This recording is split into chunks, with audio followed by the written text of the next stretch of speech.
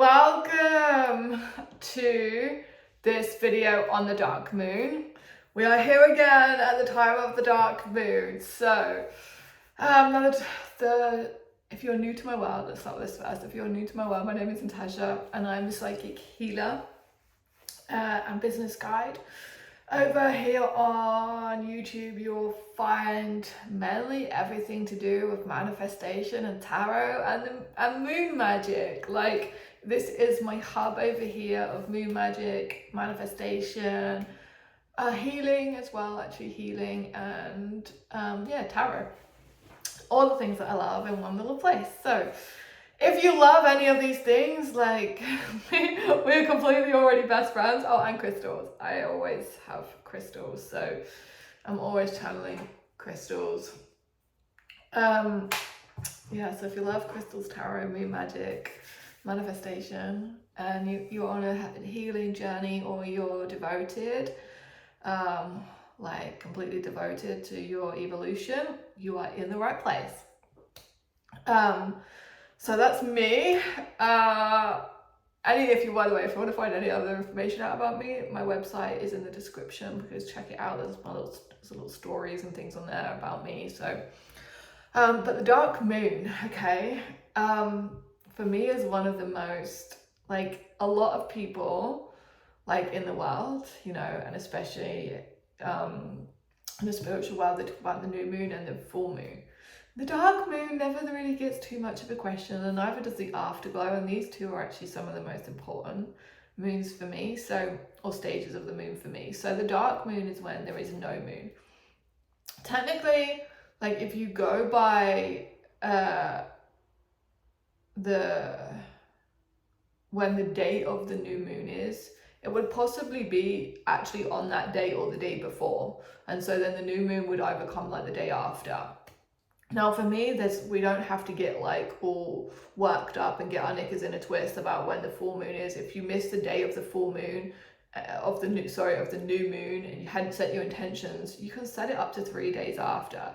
The energy of the new moon is literally kind of like, it peaks. The energy of the new moon peaks when that little crescent appears. So you've got like one day when there is actually no moon. 0%. And I actually think they call this the new moon. But for me, this is actually technically the dark moon. When there's no moon, it's a dark moon. There's no moon, it's the dark moon. And so we do a dark moon ritual. And then the next day, so you would, on the new moon, you'd actually do a dark moon ritual. And then the next day you'd be setting your intentions and then holding them for a few days, okay? So after this video, you can actually go and watch the new moon one. They're both available. There's going to be 7. I think in total in this series, there will be 7 videos for you to watch. And make sure you stay to the end of this, because I'm going to be like giving you some little tips, little things to do, a little affirmation. But yes, so make sure you listen to this all the way to the end. So the dark moon for me is about honoring that primordial darkness. It's about cleansing, clearing, purifying, and releasing. Plus, and like I say, and then honoring this primordial darkness. And so for me, a really beautiful thing to do is to light a candle and be with yourself. And this for me is part of the dark moon. The dark moon, like I say, signifies that cleansing, that purification, that releasing. It's being with yourself, you know, if you think there's darkness. So as well, being with like your pain, being with honoring your pain, honoring your darkness, honoring your shadow side. This happens now, where you're actually like you say, and you sit, you light a candle, and you just spend time. You connect with your womb. So you like hold it, you know, and you connect with the power of creation, because that is in your womb space. And actually, if you're a guy, you can still connect with your womb space, or if you're male, you know, a man, you can still connect with your womb space. It doesn't, just because you don't have a womb, you have a womb space there, so you can still connect with your womb space. You can still connect with the power of creation because you have that as well. So you can still put your hands on your tummy, basically. Put your hands on your tummy and connect with the power of creation. But you can do this. And it is a time, yeah, just to be and honor your body, honor if there's anything that wants to, you know, come up for you. Sit, like I say, sit with yourself in darkness. So you literally would put yourself in darkness and just put a tiny little candle on and be with it. Maybe play some very like what I call like it's like kind of Viking chanty, like deep music that really cools you deep in your body is like a beautiful thing that you can do right now. I have different music for different stages of the moon. You'll find this out as well. So yeah, and like I say, it's just the time to be, especially with that premortal darkness and that creation, that power of creation. Because obviously for me, there's the dark moon is the stage where you honor, you cleanse, you purify, you release before you set the intentions or your new moon intentions. So when there is no moon, and like I say, I don't want anyone to get really hung up whether they've done this on the dark moon or whether they did it the day before, when there was like a percentage of them. Like, we don't worry about any of that. Just know, like, when you get called or when you notice in the sky, I follow the sky, by the way. I just look in the sky. I'm like, is there a moon? No, there's not a moon. So let's do some dark moon rituals. And actually, you don't have to spend one day doing this. You can spend a few days doing this. This could absolutely be a few days that you spend doing a dark moon like ritual, you know, and you're cleansing, you know, because we don't all have like hours in the day. So maybe you spend a few evenings or a few evenings the week when you notice that there's no moon, and you spend a few evenings honoring the darkness. Like, there's no dead set ways to do this. Maybe it's like one night you would take a bath, so like maybe you notice there's no moon, so the first night you take a bath and you set the intention that you're cleansing yourself. Maybe the next night you set the candle, you put it there and you honor your womb space. Maybe the next night you're looking at physically the things that need to, or when I say physically, like you're doing a smudging ritual, smudging your energy, you know, cleansing your energy, purifying your energy. You're writing down some of the things that you want to let go of. Maybe it's a past pain, a past wound, just a belief, you know. Maybe it's something that you're writing these down, so you're journaling and writing some of these things down. And then you know, the third night you could be listening to some music, again quietly listening to music in darkness, honoring your body, honoring the power of creation, and you know, getting some movement in there. Like, there is so many, like, you don't have to do this in one night. It doesn't have to be one night in a big grand ritual. You can do these little things, and then you can start with your new moon intentions. I want everyone to be like, the moon is our guide, but it is not like, we don't panic about the things being dead set. Like I say, we have like, the dark moon is 1 week, and this is one thing that you know, that's really important for me. The dark moon time, you've got about a week. The new moon time, you've got about a week. You know, you've got well, when I say a week, probably about 3 to 5 days. 3 to 5 days. So it's not like you can't really miss these things. Like, if you miss it by the day that's publicized online, like, don't worry. Do some dark moon work and then set your new moon intentions. There's not like anything to worry about. Okay. Another thing for the dark moon, I was going to say, is getting by water. I really find that being by water, and if you can't get by water, then taking a shower and setting the intention that it's releasing and clearing and purifying you, or taking a bath so it's releasing, clearing and purifying you. But being by water around the dark moon, and just, again, it's honoring that connection, your connection to nature, honoring your connection to the power of like flow and creation. And you can set the intention that, you know, just listening to the sound of water is, you know, cleansing, it's purifying you, it's releasing you, it's taking away the old and bringing in, so that you're ready for the new, you know, and renewing you. You know, you can actually go and swim in a lake if you can. Depending on the time of the year, you can maybe go swimming in some natural water.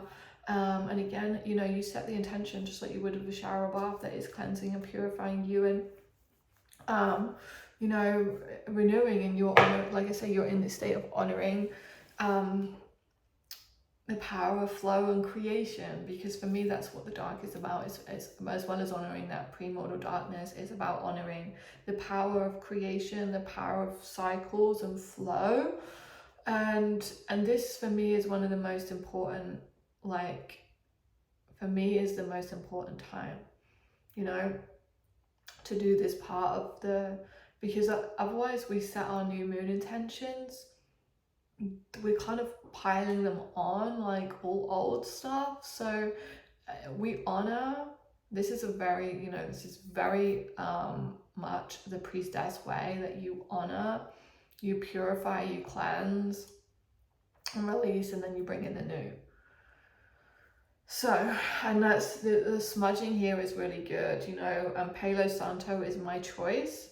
Palo Santo is absolutely my choice of smudging. And again, before, like, so you put the candle on, you'd be sat there. What I want you to do, yeah, is get your candle, you know, make the room dark, put your little candle on, sit there with your womb space, circulate your Palo Santo around, and you want to go anti-clockwise and be like, we're cleansing, clearing, and releasing. And you can speak some of these things out. So maybe it's your cleansing, clearing the, you know, your emotions, and there's some emotions that you want to let go of, or maybe there's a thing that you want to let go of, an event. And so you can literally speak these out. You're cleansing, you're clearing your auric field of da da da da da, you know, and you want to put the Palo Santo anti-clockwise, and then when you are calling in your manifestations, or when you are kind of like, and then you want to go clockwise, and so that you're calling in the power of creation, you're calling in the power of divine flow, you're calling in and yeah, your power of divine flow, the power of creation, and you're calling all that in and cleansing and clearing that. The power of renewal, that was the other one I was trying to think of, the power of renewal. So it's the power of like creation, the power of divine flow, and the power of renewal. And so you're going to put that in clockwise. And so you're going to be calling that in and cleansing all of that so that it comes into you. And this is one of the things that I do now as well at this time, that many of you may be, if like the women out there, many of you may begin to bleed. So for me, most of us will bleed on the dark moon or the full moon. We'll start to bleed on like the dark moon, around dark moon and new moon, and then you'll either bleed like full moon, afterglow time. Afterglow, so the full moon, new moon. So many of you will start to bleed on the dark moon. So again, you've got all those emotions, you've got that power, you've got that, you're literally honoring your cycle here, or otherwise you'll be ovulating right now. So if you bleed on the full moon, you'll be ovulating right now. So for me, this is like, you know, a time to be with your womb space. So you're honoring that, you know, literally, you know, divine creation and renewal. And this is why it goes so hand in hand with the moon and your body. So it's just being with it, you know. And if you're, you know, it's maybe you're premenstrual, so it's just honoring your emotions, honoring that tension, maybe honoring just like, you don't want to be around many people. The dark moon especially really calls for that, for you to kind of like put yourself away for a few days, you know. And so, and if you're on your, you know, you're about to come on your period, then this is again going to be something that comes up for you. So honor that, be with that, be with your cycle, be with your body. Listen to her, connect with that womb space, and really feel, like, yeah, and just send it lots of love. You know, that's one thing we can do when we're on our period, is send it lots of love. Honor it, like I say, honor it for the divine creation, honor it for divine flow, honor it for renewal. And like I say, that's a beautiful ritual you can do on the dark moon, which then, and a beautiful ceremony. It's not just a ritual, it's kind of like a whole big ceremony. It's more than one thing. Ritual is like one thing. This is like lots of things that you would do, and you know, take what feels good for you, leave what doesn't. And you know, connect. Definitely connecting with your womb space is one of the most powerful things for a woman to do. And so this dark moon especially is very powerful and potent time to do that. Now, if you are ovulating, you know, again, you could feel quite tired right now. If you're ovulating, you could be quite tired, feeling quite sexual. Obviously, if you're on your period, maybe you might be feeling very sexual, but it could be that you're tired as well. Like, as the new moon and the dark moon normally brings up a tiredness for either the ovulation or for your premenstrual. So just connect, tune in, be really like aware and discover yourself here. And that is what the dark moon is about. It's about honoring this time, and whilst honoring your body as well. And if you are looking for a course where you want to be held deeper through every stage of the moon, like I say, there's going to be 7 of these little mini videos, but then I've actually got a course called the Energy Vortex, which completely attunes you to the moon, and gives you all the tools and tips and trainings for healing and manifestation. So the healing alone, you've got like breath work and nervous system regulation, inner child, plus dissolving cords and a big energy session. So there's 3 of them. Tuning to the moon, again, there's 7.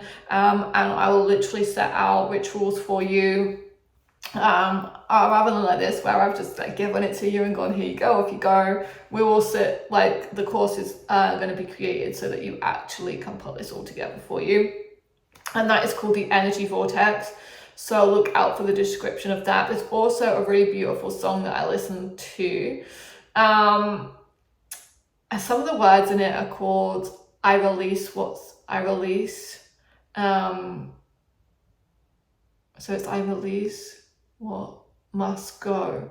I release what must go. And it's a really beautiful song to listen to. So I'm going to add a little mini playlist to this dark moon. There's only 2 songs, but they're really powerful songs. And especially the one where it talks about the words and just the vibration of the music, and it talks about releasing what needs to go.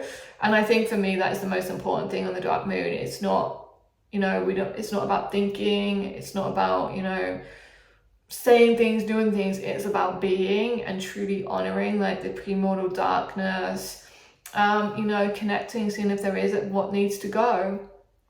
And being with that. Okay,